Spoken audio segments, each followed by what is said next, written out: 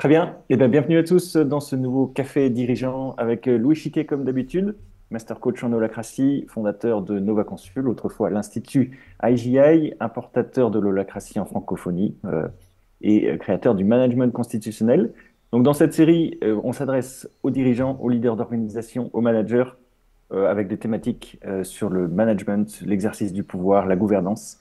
Et aujourd'hui, un sujet qui préoccupe particulièrement les leaders, le self-management, comment ne plus être le goulot d'étranglement, comment responsabiliser ses collaborateurs. Louis, comment vas-tu? Bah écoute, en grande forme, très heureux d'aborder ce matin ce sujet pour bien démarrer la journée. Top. Comme d'habitude, si vous êtes en direct avec nous sur LinkedIn ou sur YouTube, profitez du direct, posez vos questions dans les commentaires. Je m'en emparerai, je les ferai remonter dans la discussion pour l'enrichir. Donc n'hésitez pas, c'est vraiment l'intérêt d'être en direct. Du coup, une première question, Louis, pour démarrer. Petit tour d'horizon, que ce soit l'holacratie, le courant des entreprises libérées, les entreprises opales ou autres, il y a toujours plus ou moins cette promesse, plus ou moins implicite, d'entreprises sans chef, d'équipes qui se self-managent. Avec le recul, quel est ton retour là-dessus? Quelle est ton expérience sur ce point précisément de cette promesse de self-management? Alors effectivement, c'est toujours un très bel idéal à atteindre, une entreprise sans chef. Et en premier lieu, c'est ce qui nous avait intéressé avec Holacracy lorsqu'on a pu l'importer en Europe en 2010. Simplement, il y a une réalité qui s'est dégagée au fil des années, c'est que cette promesse, elle est toujours limitée par un immense facteur. Alors, pour certains vont me dire, bon, il n'y a rien vraiment de surprenant, mais c'est toujours ce facteur humain qui bloque éventuellement le fait qu'une entreprise soit à 100% en mode self-management, qu'elle tende vers cet idéal. Et on avait en fait cette ambition de se dire qu'à partir du moment où il y avait les bons outils et on changeait l'environnement de travail, naturellement on allait inciter à des nouveaux comportements pour les personnes, puisqu'après tout, les personnes, elles peuvent très bien gérer leur propre vie en dehors de l'entreprise. Donc pourquoi est-ce qu'elles ne pourraient pas prendre en main et bien gérer leur vie au sein de l'entreprise? C'est assez logique. Sachant on faisait partie de la philosophie de Rousseau sur le fait que l'environnement définit les comportements, on l'est toujours, mais il y a toujours derrière cette notion effectivement humaine où ce n'est pas, ce n'est pas que ce n'est pas à la portée de tout le monde, ça l'est, c'est toujours une conviction en tout cas profonde et forte que j'ai, puis j'ai eu quelques cas dans ma vie où on a pu travailler avec des clients et il y a des personnes sur lesquelles je ne m'attendais pas à ce qu'elles prennent des responsabilités ou à ce qu'elles s'épanouissent à travers leurs fonctions. Et ça s'est passé, donc c'est bien la preuve que c'est possible. Mais derrière, le temps qu'il va falloir pour que toute personne prenne en main des fonctions managériales par exemple, ou alors porte son rôle au sein de l'organisation, et donc puisse se self-manager en tant que telle, qu'elle agisse comme étant un intra-entrepreneur, donc un auto-entrepreneur au sein de la structure, ça peut prendre beaucoup, beaucoup de temps. Et là où on avait un objectif de résultat, et je me souviens très bien de missions qu'on a pu faire chez des clients où on était 4 mois sur site, et donc il y avait une énergie folle qui était mise, qui faisait qu'il y avait énormément de choses qui étaient bousculées au sein de l'organisation, c'était une véritable révolution, c'était positif, on avait beaucoup de personnes qui adhéraient, etc., etc., mais on n'atteignait pas du tout le 100%. Et puis même, une fois qu'on partait, il y avait le soufflet qui retombait un petit peu, où des personnes pouvaient retomber dans des comportements qu'elles avaient auparavant. Ce qui est dommage. Donc, on s'est rendu compte face à tout ça, et puis face à également d'autres organisations, tu parlais notamment du mouvement d'entreprise libérée, avec un angle mort majeur qui est que ça dépend du dirigeant. L'entreprise va se libérer au rythme du dirigeant, c'est lui qui va dicter la vitesse. Et puis par exemple pour la gouvernance partagée, ça va être généralement le collectif, donc ça va avancer à la vitesse du collectif, ce qui peut être positif pour s'assurer que les êtres humains sont onboardés, comme après tout la caravane avance au rythme du plus lent, mais qui généralement peut tomber dans un consensus ou alors du coup dans des jeux politiques ou en fait même plus des considérations personnelles en tant que telles. Et donc forcément toutes ces approches-là, derrière, l'élément commun, l'angle mort que l'on a pu identifier, c'est cette notion de soft skills. Alors je sais que malheureusement c'est un terme qui devient de plus en plus à la mode et qui est utilisé aussi un petit peu à toutes les sauces. Bon, ça c'est le propre comment dirais-je, de milieu managérial, où on s'enthousiasme un peu trop vite pour toutes les nouvelles choses. Mais quand on a commencé à travailler sur les soft skills en tant que tel en 2020, c'était vraiment pour servir cet idéal du self-management, puisque le self-management en tant que tel, ce ne sont pas des compétences techniques, ce ne sont pas des compétences qu'on peut facilement mesurer, ce sont vraiment des soft skills, donc des façons d'être, en opposition à des hard skills, qui sont donc, on va dire, des compétences dures, des compétences techniques. Là, on est plutôt sur vraiment la façon d'être des personnes, et donc on a pu définir des processus pour identifier et puis rationaliser le plus possible les soft skills. Et on s'est rendu compte que effectivement c'était un outil clé pour avoir de la visibilité fondamentalement sur quels sont les niveaux de self-management de tout un chacun.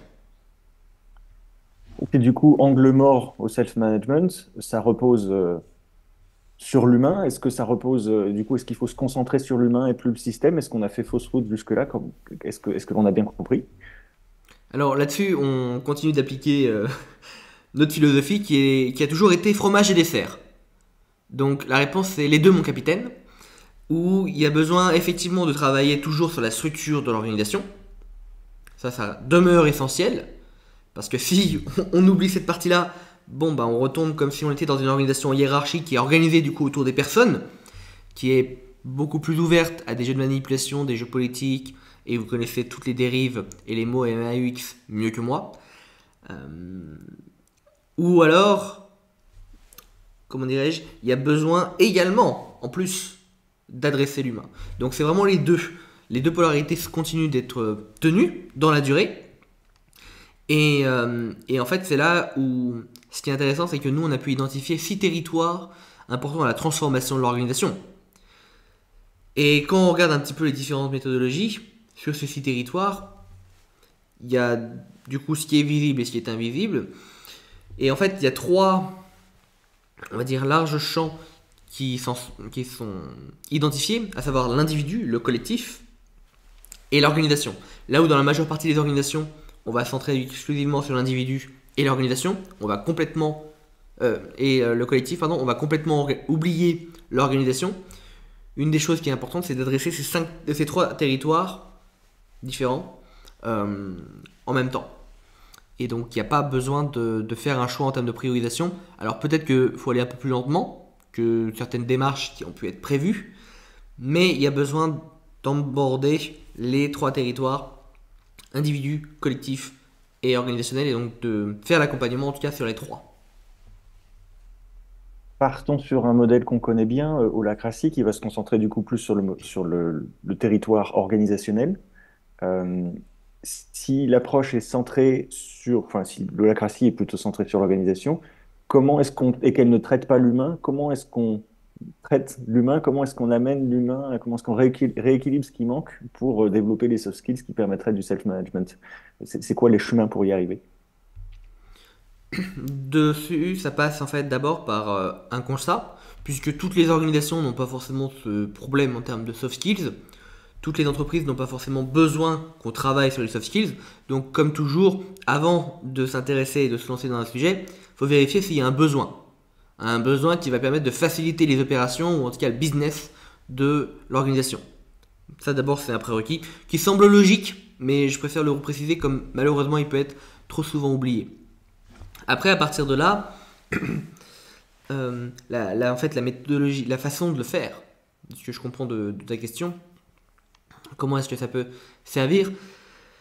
Il y a 4 grandes façons de le faire qu'on définit selon la culture de l'entreprise, selon également ses valeurs. Et fondamentalement, le résultat est le même derrière, c'est qu'on a de la visibilité sur toute personne, où est son niveau de soft skills. Généralement même, on inclut aussi une auto-évaluation de la personne dans ses soft skills, ce qui fait qu'on a sa vision à elle, et puis comment est-ce qu'elle est perçue par d'autres. Et ce qui est amusant, c'est que souvent il peut y avoir un gap. Soit la personne du coup se surestime largement, ou alors elle se sous-estime. Et donc le fait de pouvoir faire ce constat, ben, on va pouvoir confronter, quand je dis confronter, c'est pas de manière négative ou autre, c'est même de manière positive, où on va pouvoir se mettre d'accord sur, bon bah où est-ce que tu es véritablement, en fait, toi en tant que collaborateur qui a pu remplir par exemple cette grille de soft skills. Et puis en confrontant, on va indéniablement arriver à un constat, et à partir de ce constat, qui est généralement pas forcément très agréable à entendre, ou qui peut faire du bien, parce qu'il y a des personnes également qui se sous-estiment, et ben c'est assez amusant, mais ça permet de mettre en mouvement. Ça permet de mettre en mouvement où on va se dire, bon, bah on peut voir qu'il y a un point d'amélioration à ce niveau-là, bon, bah on peut se donner comme objectif pour l'année à venir que moi je puisse travailler dessus, et puis peut-être qu'on va mettre en place un processus de mentorat, ou un processus de coaching avec quelqu'un qui est bon sur cette thématique, etc., etc. Et ça, on peut le faire de manière sur mesure pour tous les collaborateurs, pour tous les managers, y compris le dirigeant, et ce qui permet de partir de la réalité, de là où est tout à chacun, et en même temps de tirer vers le haut. Donc c'est un petit peu le nivellement vers le haut, là où il peut y avoir généralement dans les entreprises un nivellement par le bas. Et en fait, ce qui est intéressant, c'est qu'à partir du moment où on fait cet exercice-là, également on met des mots sur quelque chose qu'on n'est pas en mesure forcément de ressentir. J'ai le cas d'un dirigeant, on avait fait cet exercice donc avec tous ses managers, et lui aussi l'avait fait. Et puis ce qui était amusant, c'est que tous ces managers, lorsqu'ils faisaient cet exercice sur les soft skills, ils se voyaient à ce niveau-là. L'outil qu'on a utilisé avec eux, ça a nécessité le fait que le résultat, fondamentalement, c'était des pourcentages. Et donc eux, en moyenne, tous les managers se sont mis entre 85 et 95% en termes de résultats, suivant du coup les données qu'ils ont pu mettre dans l'outil. Et ce qui est amusant, c'est que c'était une évaluation de pair à pair. Et le dirigeant, lui, il a fait cet exercice. Et il est arrivé, je crois, à peine 30%. Et puis il mettait la majorité de ses managers entre 15 et 25%. Et c'est fou parce que ça a montré le fait qu'il y avait non pas une dissonance, mais en tout cas un immense gap sur la façon dont le dirigeant lui percevait le niveau de ses managers et son propre niveau, parce qu'il mettait la barre haute, forcément, parce qu'il avait sa vision qu'il portait, versus ces managers qui étaient juste dans leur équipe et qui se comparaient plutôt vis-à-vis de leurs collaborateurs. Ce qui se comprend. Mais le fait de faire cet exercice, ça a montré d'abord que lorsqu'on avait de beaux discours sur les soft skills et justement sur le self-management, parce qu'il fallait commencer d'abord pour que les managers se self-managent, et déjà les managers se manageaient pas eux-mêmes, ils avaient besoin d'être parfois un peu trop managés par le dirigeant, ce qui l'embêtait naturellement. Donc il fallait commencer par ça, au lieu de commencer par les collaborateurs. Et donc ça a permis de factualiser le fait que en fait, les managers, ils disaient oui, on a compris les subtilités, etc. Mais quand on regarde dans le dur, non. On n'a pas du tout le même niveau de compréhension de ce qu'est le self-management et de là où on veut aller. Et donc ça a permis de mettre en mouvement en fait ce collectif, donc le dirigeant avec ses managers, et qui parlent le même vocabulaire. Chose qui n'aurait pas été possible auparavant, et ou qui aurait pu également conduire à une potentielle crise RH, comme d'autres exemples que j'ai eus, où il y a eu des comportements de personnes qui ont certains titres, notamment un titre de directeur, et on ne comprend pas pourquoi est-ce qu'ils ne sont pas responsables, ou qui ne portent pas tout leur secteur ou leur business unit à la hauteur de ce qu'on attendait d'eux, au vu de leur titre. Et donc le fait de faire cet exercice, oui, c'est pas forcément agréable, et en même temps ça permet qu'on se mette tous sur la même page, et ça permet d'éviter des incompréhensions et des difficultés RH qui auraient pu résulter en un licenciement ou en comment dirais-je, une attaque au prud'homme, parce que du coup il y aurait un conflit d'interprétation de la situation, de lecture de la situation entre le dirigeant et son directeur, par exemple. Super intéressant. J'ai une question idiote et avant de la poser, je vais nous inviter tous à ceux qui sommes en direct. Voilà, posez aussi vos questions dans les commentaires si vous voulez qu'on s'en empare dans la discussion. Ma question, Louis, c'est la suivante. C'est parfois on recrute quelqu'un et ça le fait pas. Ça le fait pas, ça passe pas, voilà, ça le fait pas. Comment savoir si c'est une question de soft skills à développer? Est-ce qu'il faut investir plus? Ou comment savoir si c'est une question de personne et que c'est pas la bonne personne et il faut s'en séparer? Elle est où la limite? Derrière, c'est amusant parce que ça rejoint le sujet du recrutement. Le sujet du recrutement, c'est un sujet qui, en ce moment, depuis la crise Covid, on s'en prend plein le visage là-dessus. Et donc, avant d'adresser directement ta question sur le choix de comment décider là-dessus, je pense qu'en fait, il y a pas mal de choses qui peuvent être faites en amont pour éviter justement ce genre de situation. La première chose, ça va être naturellement dans le processus de recrutement. Je vois trop de personnes qui, et je plaide coupable aussi, hein, parce qu'on a fait ça à un moment, où on veut tout verrouiller d'un point de vue recrutement. Donc on va faire des simulations avec la personne, on va faire des tests de personnalité, même ce genre de choses. On va essayer du coup de voir comment est-ce qu'elle réagit dans certains cas, dans certaines situations, etc. etc. Et puis naturellement, bon, bah, on lit le CV, etc. Bon, et fondamentalement, en fait, il y a un aspect qui est hyper important mais qui est complètement oublié et qui, selon moi, est largement supérieur à tout ce que je viens d'évoquer. C'est l'aspect, est-ce que j'ai envie de bosser avec cette personne? Ça paraît simple, mais c'est pas du tout appliqué. À l'heure où il y a l'intelligence artificielle partout, et donc c'est assez simple de piper son CV, si on veut, ou alors de le rendre irrésistible et d'avoir un discours vis-à-vis du recruteur qui est bien rodé et qui fait que vous êtes certain d'avoir le poste. D'ailleurs, je m'amuse sur LinkedIn, parfois il y a des offres d'emploi, puis on voit qu'elle disparaît, puis 6 mois plus tard, elle revient. Bon, je vous laisse faire vos propres conclusions là-dessus. Et donc pour éviter ça, c'est juste, je connecte d'humain à humain.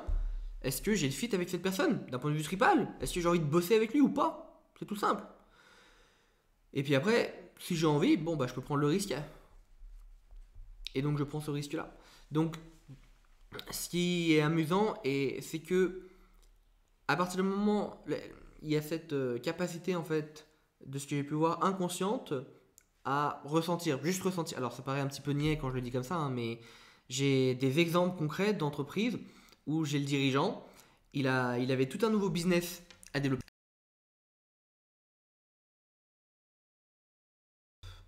Je crois que ça fonctionne pas. Voilà, hop, j'ai juste eu un problème de micro, désolé. Et du coup, ce qui est amusant, c'est que la personne, il a eu un entretien, il n'a même pas regardé son CV, etc., etc. Ils ont juste eu un entretien de 45 minutes. Et le dirigeant et puis la personne qui était recrutée, ils ont dit let's go. C'est bon, on a envie de bosser ensemble. Il y a eu le fit. Et maintenant, sa business unit, c'est la business unit la plus rentable de toute l'entreprise. Et ce qui est amusant, c'est que le dirigeant s'est confié à moi, il m'a dit, tu vois, Louis, si j'avais regardé son CV, j'aurais même pas eu d'entretien avec lui. Et donc il y a aussi cette notion de, et c'est ça qui est très intéressant avec les soft skills, c'est que ce sont des façons d'être. Et fondamentalement, donc ça permet d'avoir des opportunités, des talents qui étaient insoupçonnés vis-à-vis d'une personne. Je dis pas du coup qu'il faut être bisounours, la vie est en rose, etc., etc.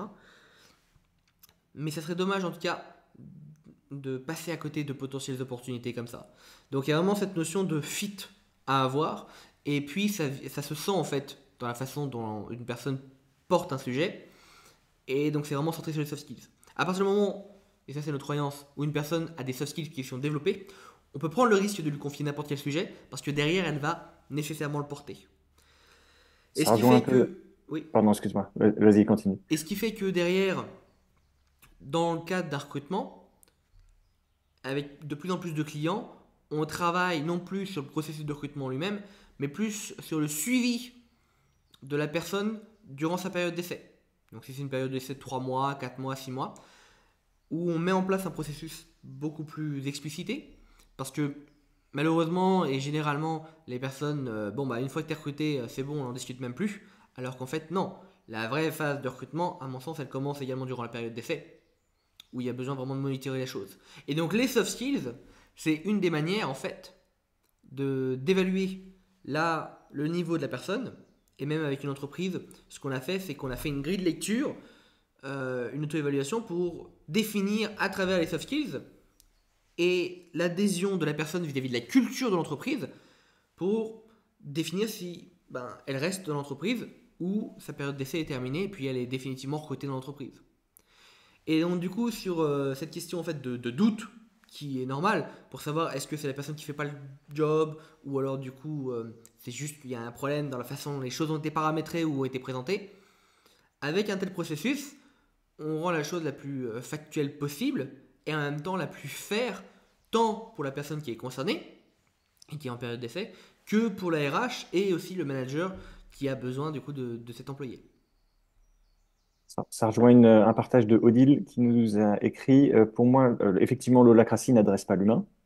Et pour moi, le besoin n'est pas uniquement les soft skills, mais la posture, la résistance au changement, l'incapacité à encaisser des bouleversements, des changements de repères, des résistances inconscientes que tout individu peut potentiellement avoir. Et elle dit, est-ce que je veux, certes, mais est-ce que je peux vraiment changer, aller dans un autre modèle? Qu'est-ce que tu en penses, Louis?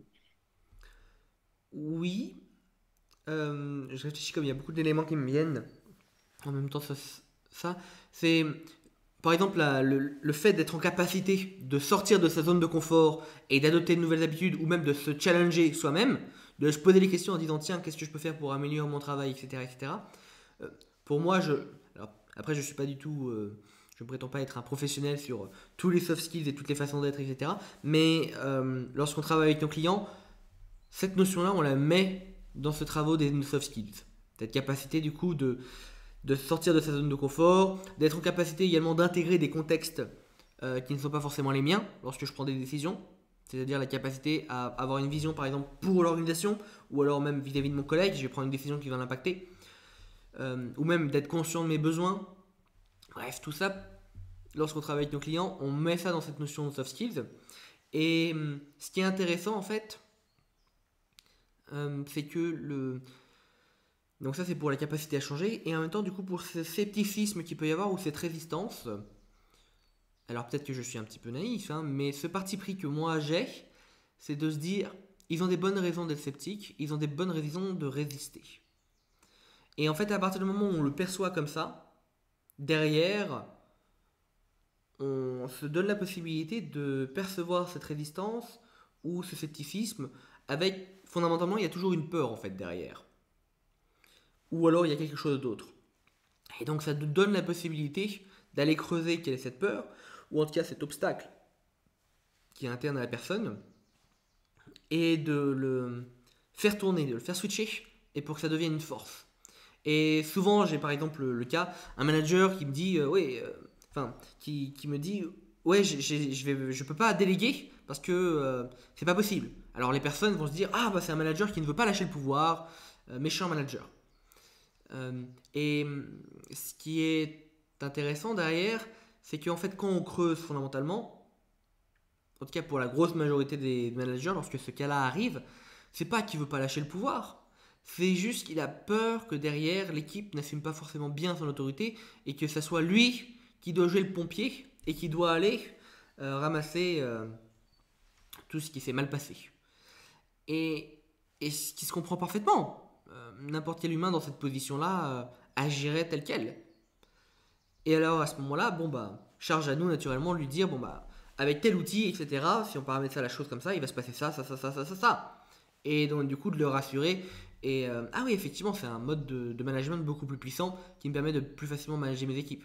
Et ce qui fait que, ben, aussi paradoxal que ça semble, les personnes qui ont le plus de résistance au premier contact, ben, elles deviennent les principaux moteurs lorsqu'on travaille avec eux, puisque du coup on a pu, elles ont l'énergie puisqu'elles avaient cette résistance-là, ça a permis de débloquer cette énergie pour qu'elles puissent servir du coup le projet de transformation managériale. Voilà, donc pour moi, après, bon, on peut avoir des considérations différentes, mais du coup, la résistance, par exemple, c'est pas forcément un soft skills, c'est plus éventuellement le fait de changer de comportement et sortir de sa zone de confort qui là vraiment est un soft skills et qui effectivement est clé, un sujet sur lequel il faut travailler. Oui. Autre point un peu provoque, pour le dirigeant, le manager ou le leader de qui tout dépend, il y a un vrai intérêt à ce que les gens se responsabilisent. Il y a un vrai intérêt au self-management. Mais pour les collaborateurs, est-ce que c'est vrai? Est-ce qu'il y a un intérêt en face aussi symétrique? Autrement dit, est-ce que tout le monde a vraiment envie de se self-manager? Et si c'est pas le cas, comment on fait? Alors la réponse est tout simplement pas tout le temps. La réalité, c'est qu'il y a des collaborateurs qui bossent dans les entreprises et qui viennent juste bosser pour le salaire. Et ça se respecte. Moi, je connais des entreprises, elles sont dans un bassin où il y a un taux de chômage qui est assez fort, et donc forcément, bah, il y a des personnes qui cherchent un emploi. Bon, vous avez une très belle raison d'être, vous avez un très beau business model, vous avez de belles valeurs, etc. Mais bon, moi, fondamentalement, si je viens, c'est pour pouvoir payer mes factures à la fin du mois. Et j'ai des enfants, etc., etc. Et ça se respecte comme discours. Il n'y a aucun souci là-dessus. Mais effectivement, si on dit à ces collaborateurs-là, ou même managers, parce qu'il peut y avoir aussi des managers dans cette posture-là, faut pas non plus rêver. Si on dit à ces managers, ces collaborateurs, bah écoute, j'ai envie que tu te self-manage, waouh, ça peut être non seulement frustrant, mais voire violent pour certaines personnes. Et donc c'est aussi pour ça qu'on est arrivé à cette conclusion de devoir travailler sur les soft skills, parce que, tout le monde n'a pas forcément le soft skills, comme on a pu le voir avec Odile juste avant, de sortir de sa zone de confort. Et donc ça sert à rien d'aller forcément plus loin. Ou en tout cas, la seule chose qu'on peut faire, c'est leur donner l'opportunité, puis après c'est eux qui la prennent ou pas. Mais on ne peut pas mettre la pression, on ne peut pas juger non plus des situations personnelles là-dessus.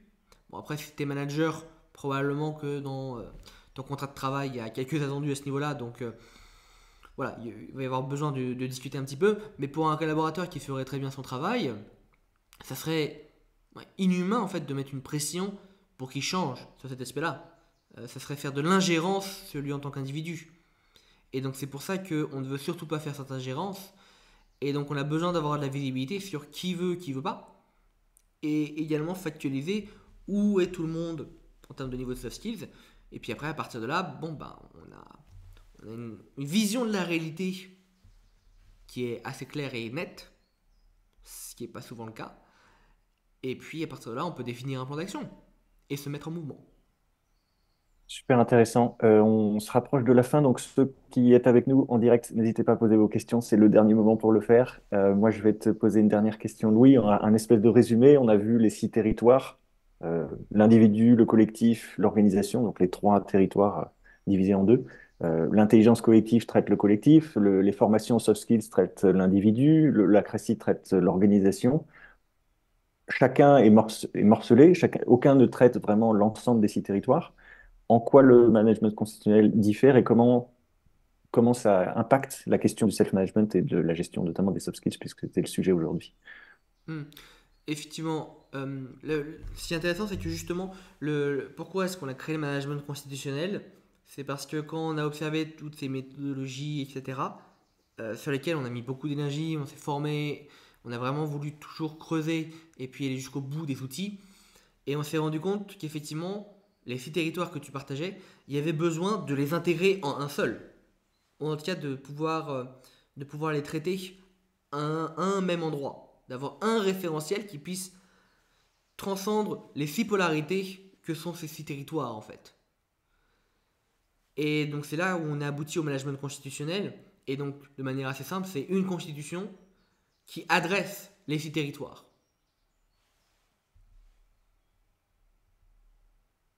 Voilà. Je sais pas Euh, mon on, fin du on temps, est... j'ai fait au plus Ouais, tôt de points ok, merci possible. d'avoir coupé.